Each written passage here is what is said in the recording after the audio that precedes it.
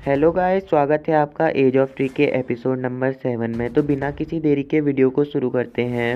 Video की शुरुआत में हम देखते हैं एक हिप्पो एमसी के ऊपर अटैक करने के लिए आता है, पर लेकिन वो अकेला नहीं होता है। उसके साथ बहुत सारे बैट्स, जिराफ, राइनो और ऐसे बहुत सारे जानवर होते हैं। पर एमसी एक अटैक करता है जिससे कि वो सब मारे जाते हैं और इंस्टेंटली एमसी के इवोल्यूशन पॉइंट में चेंज हो जाते हैं। देन हम देखते हैं उनमें से एक बैट बच जाता है और वो दूर जाके वहाँ पे को बहुत जोर से चिल्लाता है। तो यूजीयू बोलता है ये बुरा नहीं था, तुम काफी फुर्तीले हो। और यूजीयू एमसी का नाम है। देन एमसी अपनी वाइन से एक हमला उस बैट के ऊपर करता है जिससे कि वो बैट एमसी के इवोल्यूशन पॉइंट में चेंज हो जाता है। देन हम वहाँ पे कोई एक काऊ को देखते हैं जो कि एमसी के ऊपर हमला करने के लिए आती है और एमसी उसको देख लेता है। वो उसको मारने के लिए अपनी रूट से उसके ऊपर हमला करता है, पर जब हम देखते हैं उस काऊ ने उस हमले को रोक लिया होता है। देन एमसी सोचता है इसने मेरे हमले को रोक लिया, मुझे सबको मारने की जरूरत नहीं है, कुछ ताकतवर लोगों को पाल के उनको अपना पालतू बनाया जा सकता है।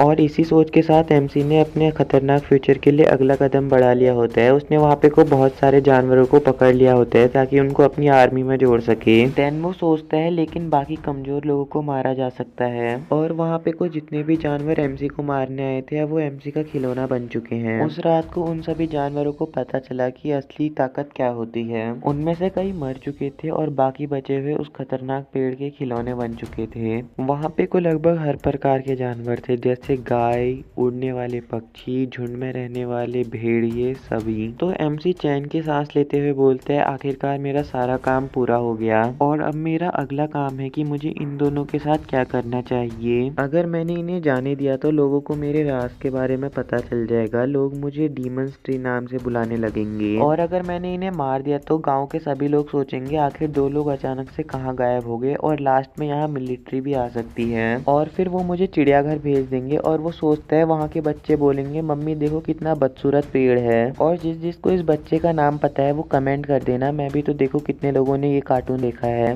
देन एमसी सोचता है मेरे पास एक और रास्ता है, अगर मैं ऐसा करूँ तो इसके सक्सेस होने के चांसेस थोड़े ज्यादा हैं। और फिर हम कुछ देर बाद का सीन देखते हैं जब वो दोनों बहनें वापस होश में आ जाती हैं, और वो होश में आते ही सबसे पहले एमसी को अपने सामने देखती हैं जिससे कि वो वापस बेहोश होने वाली होती हैं। देन एमसी अपनी रूट को उनकी तरफ ले जाने लगता है जिससे कि वो दोनों चिल्लाने लगती है कि हमें बचा लो, वो यहाँ आ रहा है। पर एमसी अपनी रूट को जल्दी से जमीन की तरफ ले जाता है और वहाँ कुछ लिखने लगता है। वो सोचता है सौभाग्य से मुझे अपने पिछले जन्म में लिखना आता था इसलिए मैं अभी लिख सकता हूँ। तो वो दोनों सोचती हैं कि आखिर ये क्या लिख रहा है, पर जैसे वो दोनों वहाँ देखती हैं उसने क्या लिखा है वो दोनों पूरी हैरान हो जाती हैं। हम देखते हैं एमसी ने लिखा होता है मैं तुम्हारा फादर हूँ जो कि विलो ट्री में चेंज हो गया है, मैंने तुम लोगों को बचाया जब तुम खतरे में थी। तो एमसी मनी मन सोचता है प्लीज ये काम कर जाए, वैसे भी मैंने ही इन्हें बचाया है। तो एमसी के तो पूरे पसीने छूट रहे होते हैं। वो सोचते हैं अगर ये काम नहीं करा तो मेरे पास बस। तभी उनमें से पर्पल ड्रेस वाली चिल्लाती है बताओ मेरा नाम क्या है। वो बोलती है नहीं ये बताओ कि मेरा सबसे बड़ा सीक्रेट क्या है। जिसको समझ में नहीं आया मैं बताता हूँ, दरअसल इन दोनों के फादर की डेथ हो गई है। तो एमसी सिस्टम से बोलते हैं मुझे इनके स्टेटस पैनल दिखाओ। तब हमें पर्पल ड्रेस वाली का स्टेटस पैनल दिखाया जाता है जहां उसका नाम होता है श्याओलिंग जो कि 14 साल की है, जिसे पड़ोस गांव का अर्नुई पसंद आ गया था। और येलो ड्रेस वाली का नाम है श्याओ किंग जो कि 14 साल की उम्र में दादा और अपनी बहन का ख्याल रखने के लिए स्कूल छोड़ के काम पर चली गई। तो एमसी सिस्टम के जरिए वो सब कुछ लिख देते हैं जो उसको श्याओलिंग के बारे में पता चलता है। तो ये पढ़ने के बाद श्याओलिंग शर्माने लगती है। तो श्याओ किंग अजीब सा मुंह बनाते हुए बोलती है अर्नुई वो पड़ोस गाँव का बच्चा। तो श्याओलिंग शर्माते शर्माते बोलते हैं नहीं मुझे वो पसंद नहीं है।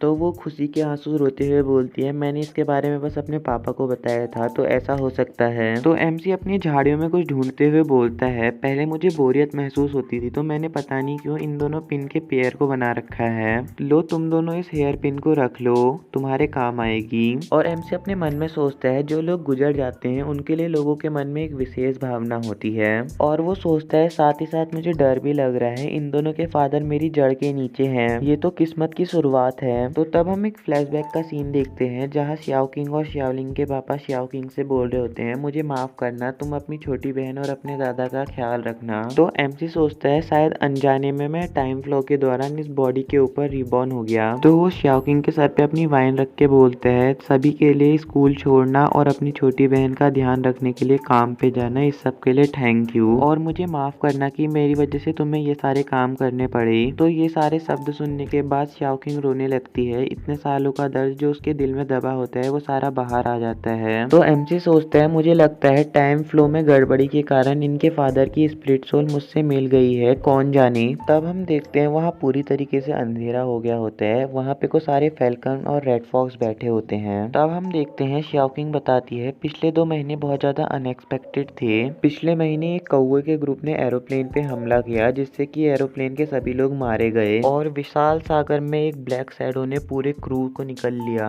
एक्सपर्ट्स का कहना है कि हवा बहुत तेजी से बदल रही है और दुनिया भर में कुछ लोग बहुत तेजी से इवॉल्व कर रहे हैं। ईस्ट में इसे स्पिरिचुअल पावर के नाम से जानते हैं और वेस्ट में मैजिक पावर। और एमसी सोचता है मैंने कभी सोचा भी नहीं था बाहरी दुनिया में इतनी सारी चीजें हो गई हैं। और वो बोलती है मुझे लगा था ये सारी न्यूज फेक हैं। और वो मुस्कुराते हुए बोलती है पर अब मुझे इनमें विश्वास है। तो एमसी शर्माने लगता है, वो पूरी तरीके से स्पीचलेस हो जाता है। वो सोचता है मुझे गिल्टी फील हो रहा है, पर लेकिन वो वापस सीरियस हो जाता है क्योंकि उसकी दूसरी बेटी कुछ अतरंगी हरकतें कर रही थी। क्योंकि शाओलिंग एक मीट का टुकड़ा ले जाके उन सभी भेड़ियों के पास गई थी और बोल रही थी लो खा लो, लो खा लो। तो एमसी सोचता है शाओलिंग ये लड़की भी। हम देखते हैं वो सारे भेड़िए शाओलिंग के ऊपर गुर्रा रहे होते हैं। तभी वहाँ पे को हमारे aura farmer the red fox की एंट्री होती है जो कि शाओलिंग के पीछे खड़ी होती है। और रेड फॉक्स अपनी कातिल निगाहों से उन वुल्फ को देखती है जिससे कि उन सभी वुल्फ की फटके चौसठ हो जाती है, जैसे कि आप अपनी मम्मी से और टीचर से डरते हो। तो शाओलिंग रेड फॉक्स से बोलती है ये आज्ञाकारी होके खा रहे हैं जैसा कि तुमसे उम्मीद की जा सकती है श्याओ होंग।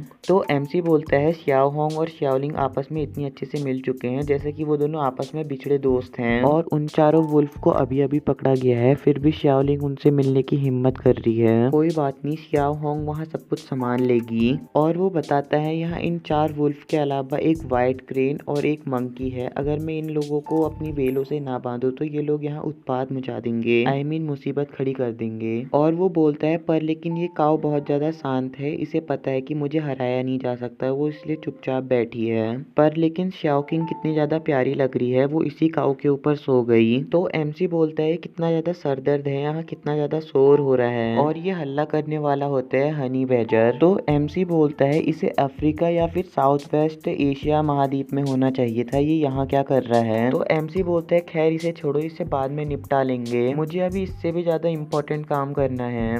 तो वो सिस्टम से बोलता है मुझे मेरा स्टेटस विंडो दिखाओ। तो मैं इसमें से आपको सारा तो एक्सप्लेन नहीं कर सकता पर मैं मोटा मोटा बता दूंगा क्योंकि इसमें बहुत ज्यादा चीजें हैं, बाद में आपको दिखी जाएंगी तो आपको पता चल जाएगा।